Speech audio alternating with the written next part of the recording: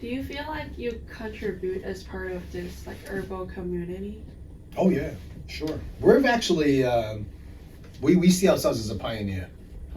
We actually have our electronic prescription system just out of need, Hmm. not even a luxury. Remember, I was telling you that we have practitioners who practice out of state, and many of them are not Chinese. How are they going to get their prescriptions to us? Right? So we Yeah. actually built an electronic prescription back in 2005. Way, I would say, way before Western pharmacies made it a norm, like in the 2010s. And so we had that already. One of the reasons why is we need the computer system for them to input the herbs that they want. Our computer systems will translate it, will check the dosing, and just make sure all the records are kept correctly, and then deliver it to us quickly. So we're one of the first people to do that How in do the you country. think Probably your the business first company to do that, is the first influenced by the dispensary. fact that you're in New York City? Oh, tremendously, because we have high visibility. Because this business started as a local traffic, and you build up the reputation, and the high visibility helps. The people are aware. Now, of course, this is days before the internet, right? How else are people gonna find out about you? What products draw most customers? I would say raw herb prescriptions for us. So it's not a product per se, because Chinese medicine is highly customized. Right. It's not like a one product fits all.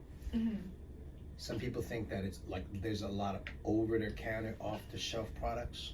That's not our real main products that we sell. We are more of a dispensary where we put herbs together, herbal formulations together, customized.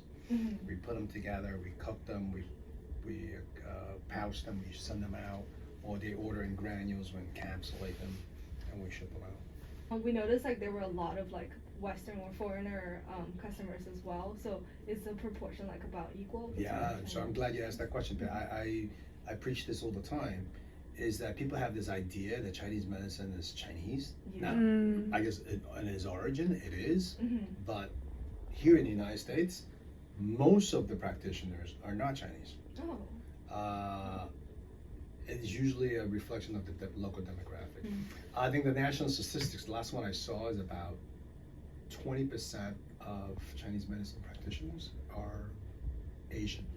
That's inclusive of South Asians, East Asians like us, and so it's not.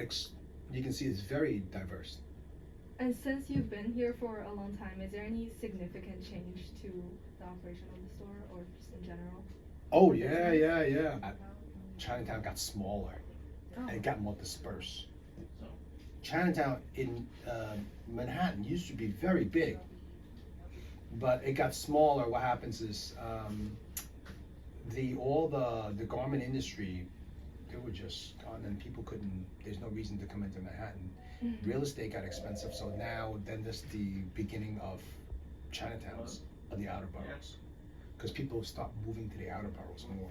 Because then the Chinese started moving out of Manhattan. They got more expensive. There's no jobs here, so Chinatown actually shrunk. Since I was a kid, I grew up in the '80s. It actually shrunk. We realized. So my parents were running the business at the time. What we realized is the writing was on the wall. That if you're counting on local Chinese business, you're doomed. You have to make changes. You have to make changes. So, and that's why a lot of the herb stores, one of the reasons why we've been around a long time, is that a lot of the other herb stores were not able to adapt and make that change. Because that's all they know. They know how to do it. Like most of them are mom and pop business that serve the local community, but there's less and less of these people. They move to the outer boroughs. Like any medicine, right? You can treat acute conditions and as well as for chronic conditions. So people like to say that, hey, Chinese medicine is more for chronic conditions, more preventative, like and like preventive medicine, and there's a lot of truth to that. But the thing is, in in China, let's just take like outside of the United States, medicine is medicine.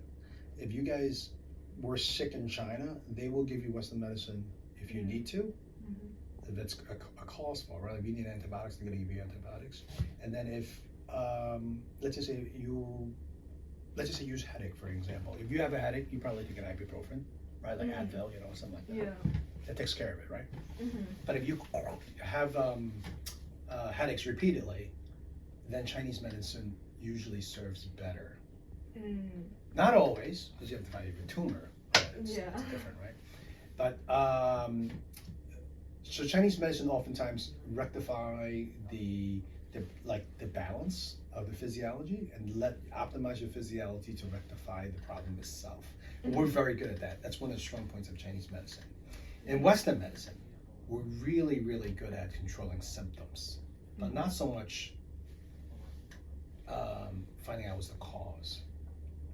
Right. So, and that's one of its weaknesses of Western medicine. So back to here in the United States, I think the answer is not which one should people use, it's which one should people use depending on the presentation, right? The clinical presentation. Yeah. So to me, someone who has a study Western medicine and also Chinese medicine, a combination of the two is the best. Right. And we're moving toward that. So the ideal is in the future is for, because in medicine there's always a team. Yeah. There's always a team approach, right? Because as a pharmacist, I work in a hospital as a clinical pharmacist. It's always a team approach. Doctors, nurses, it's not like one person making the call. And in those situations, the best options should always be chosen, right? Regardless of what type of, what modality